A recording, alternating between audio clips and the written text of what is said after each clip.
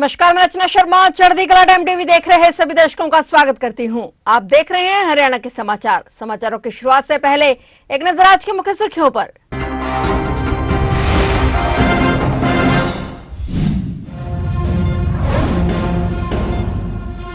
गुरुग्राम में empowering lives behind wars कार्यक्रम, सुधारात्मक न्याय की ऐतिहासिक पहल का सीजे ने किया शुभारंभ। गुरुग्राम से हुआ राष्ट्रीय स्तर का आगाज।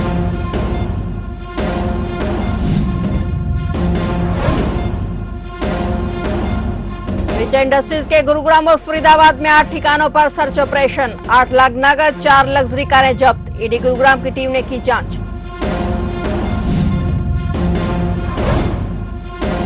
लेडी साइको किलर पूनम को प्रोडक्शन वारंट पर ले गए, पूछताछ करेगी पुलिस। सीन क्रिएट करने में खुलेंगे राज। 16 दिसंबर को पूनम को प्रोडक्शन वारंट पर लेगी पुलिस।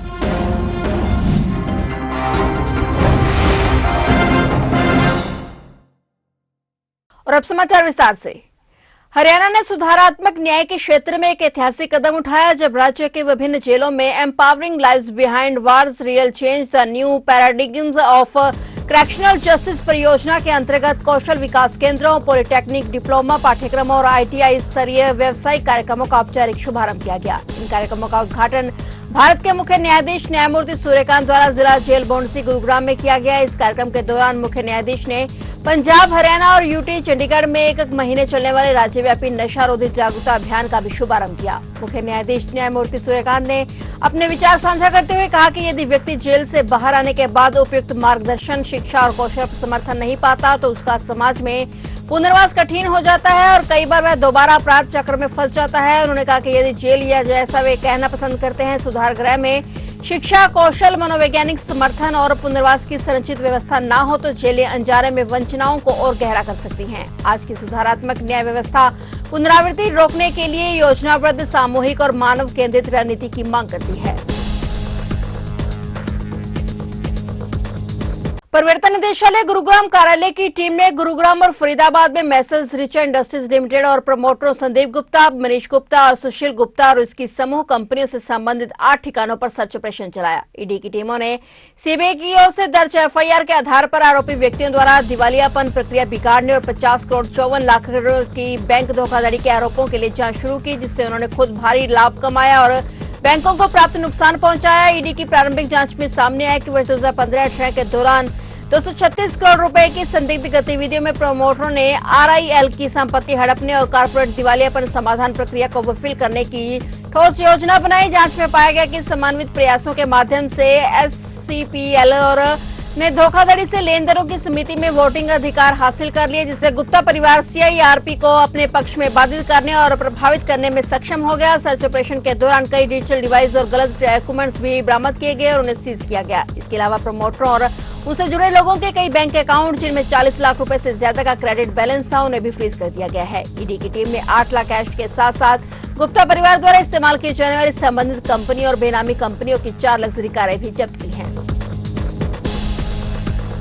4 मासूम बच्चों की पानी में डुबोकर हत्या करने वाली गांव बावड़ की पूनम को बड़ौदा थाने में की पुलिस 16 दिसंबर को प्रोडक्शन वारंट पर लेकर पूछताछ करेगी। इसके लिए थाने की पुलिस ने न्यायालय में अर्जी लगाई, जिसे स्वीकृत कर लिया गया। पूनम ने जनवरी 2023 में गांव में बेटे और भांजी की हत्या की थी, जिसको लेकर पुलिस उसे प्रोडक्शन वारंट पर ले गई। थाना प्रभारी धर्मवीर सिंह ने बताया कि पुलिस उससे हत्या के पीछे के कारणों और घटनाक्रम से जुड़े अन्य पहलुओं की जानकारी जुटाएगी। पुलिस क्राइम सीन रिक्रिएट करेगी या नहीं, इसका निर्णय बाद में लिया जाएगा। और 1 सप्ताह पहले गांव बावड़ के नवीन के चाचा पाल सिंह परिवार के साथ पानीपत में नौलथा गांव में शादी में गए थे और वहां पर नवीन की पत्नी पूनम भी शादी में गई थी। 1 दिसंबर को पूनम ने वहां पर नवीन के चचेरे भाई की 6 साल की बेटी विधि को पानी में डुबोकर मार डाला। पुलिस जांच में भेद खुला तो पूनम गिरफ्तार हुई। सख्ती से पूछताछ करने पर सामने आया कि अगस्त 2025 में पूनम ने अपने मायके गांव सिवाह में भी भतीजी जिया की पानी में डुबोकर हत्या की थी। 12 जनवरी 2023 उसने गांव बावड़ में अपने बेटे शुभम और गांव गंगाना से आई नवीन की भांजी इशिका की हत्या भी उसी ने की थी। केस दर्ज होने पर बड़ौदा थाने के प्रभारी धर्मवीर सिंह और FSL की टीम गांव बावड़ जांच के लिए पहुंची थी।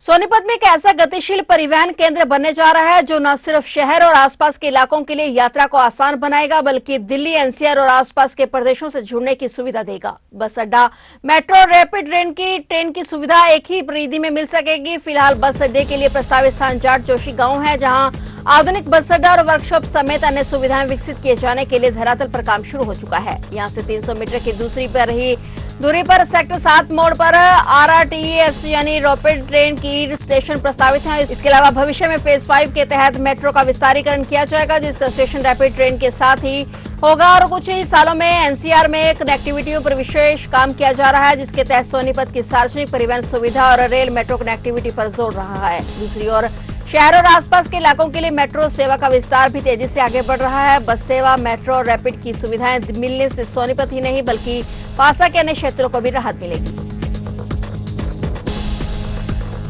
हरियाणा में पराली की तर्ज पर गेहूं के फसल अवशेष जलाने पर भी सख्त रुख अपनाया जाएगा। वायु गुणवत्ता प्रबंधन आयोग ने मुख्य सचिव से आने वाले रबी सीजन में गेहूं फसल चक्र के लिए एक्शन प्लान मांगा है। हरियाणा सरकार विस्तृत प्लान जल्द ही आयोग को सौंपेगा, जिससे निगरानी, कार्रवाई और जागरूकता अभियान शामिल होगा। बता दें कि हरियाणा में जिस तरह से धान की पराली जलाई जाती है, उसी तर्ज पर कई किसान गेहूं के फसल अवशेष भी जलाते हैं। गेहूं के फसल अवशेष से भी प्रदूषण के खतरनाक कण निकलते हैं। इसमें carbon monoxide, nitrogen oxide, methane और बेंजीन जैसे हानिकारक कण और गैसें निकलती हैं। ये गैसें न सिर्फ वायु प्रदूषण के स्तर को बढ़ाते हैं बल्कि स्वास्थ्य के लिए भी हानिकारक होती हैं। इसके साथ ही मिट्टी के पोषक तत्व और सूक्ष्म जीव भी नष्ट होते हैं, जिसके मद्देनजर हरियाणा में अब पराली की तर्ज पर गेहूं के फसल अवशेष जलाने पर भी सख्त रुख अपनाने का फैसला किया गया है।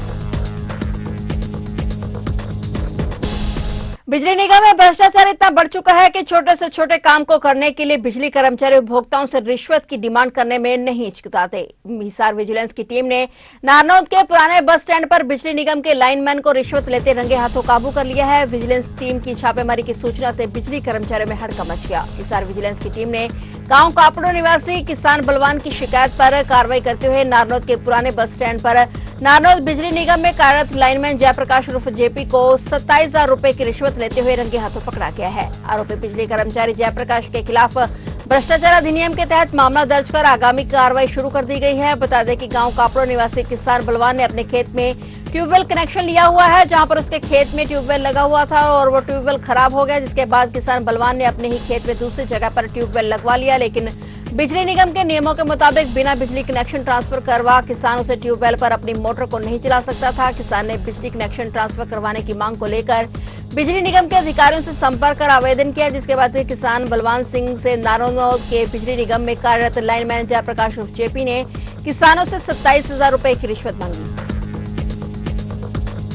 भारतीय कुश्ती संघ के कामकाज को लेकर विवाद फिर बढ़ गया है। अंतर्राष्ट्रीय खिलाड़ी और कांग्रेस विधायक विनेश फोगाट ने संघ पर गंभीर आरोप लगाए हैं। उन्होंने सोशल मीडिया प्लेटफॉर्म पर पोस्ट करते हुए फेडरेशन को गुंडा बदमाशों से चलने वाला संगठन बताया और कहा कि यहां बैठे लोग खिलाड़ियों के भविष्य और नियमों से नहीं बल्कि मनमर्जी से चल रहे हैं। विनेश की यह प्रतिक्रिया उस घटना के बाद आई है जिसमें हिसार के हांसी में आयोजित सीनियर स्टेट रेसलिंग चैंपियनशिप के दौरान अंतर्राष्ट्रीय खिलाड़ी और हरियाणा पुलिस में इंस्पेक्टर निर्मल बुरा को मुकाबले में हिस्सा लेने से रोक लिया गया था। बताया जाता है कि इस कार्रवाई से निर्मल बेहद भावुक हो गई थी और मंच पर ही उनकी आंखों में आंसू आ गए। विनेश ने कहा कि किसी खिलाड़ी की मेहनत, सम्मान और पहचान को इस तरह ठेस पहुंचाना बेहद दुर्भाग्यपूर्ण है। उन्होंने ये भी दावा किया कि संघ की कार्यप्रणाली में पारदर्शिता नाम की कोई चीज नहीं है और चयन प्रक्रिया व्यक्तिगत पसंद नापसंद के आधार पर तय की जा रही है। उन्होंने केंद्र सरकार और खेल मंत्रालय से इस मामले में तुरंत हस्तक्षेप की मांग की है ताकि निर्मल बुरा समेत हर खिलाड़ी को न्याय और सम्मान अवसर मिल सके।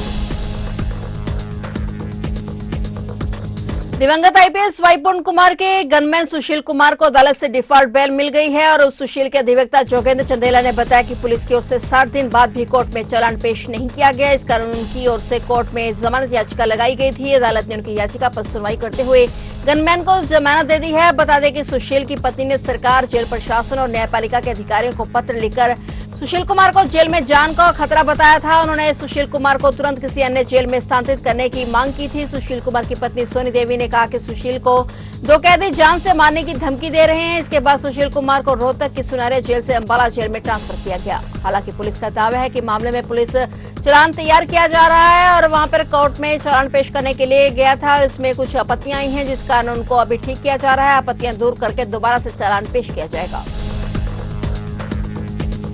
कोहरे के चलते अब आए दिन हादसे भी बढ़ते ही जा रहे हैं। ताजा मामला कुरुक्षेत्र के पिहोवा में हिसार चंडीगढ़ नेशनल हाईवे 152 का है, जहां कार की साइड लगने से स्विफ्ट डिजायर कार पलटते हुए खेतों में जा गिरी। इस हादसे में कार चला रहे ड्राइवर की मौत हो गई जबकि कार सवार 2 बच्चों से 6 लोग घायल हो गए। पुलिस ने शव को कब्जे में लेकर पोस्टमार्टम के लिए भेज दिया है। मृतक की पहचान राम सिंह निवासी बाकरपुर जिला मोहाली के रूप में हुई है। मृतक राम सिंह अपनी बेटी वीरेंद्र कौर और अन्य रिश्तेदारों के साथ राजस्थान के गोगामेड़ी धाम से माथा टेक कर घर लौट रहे थे। माथा टेकने के बाद अगली सुबह घर वापस जाने के लिए चल दिए। जैसे ही वे NH 152 पर गांव धनी रामपुरा गांव के पास पहुंचे तो कैथल की तरफ से आई कार ने क्रॉस करते हुए उनकी कार को साइड मार दी और इससे उनकी कार का संतुलन बिगड़ गया और उनकी कार पलटते हुए सड़क से नीचे खेत में गिर गई। राम सिंह अपने दोस्त की कार स्विफ्ट डिजायर लेकर राजस्थान गए थे।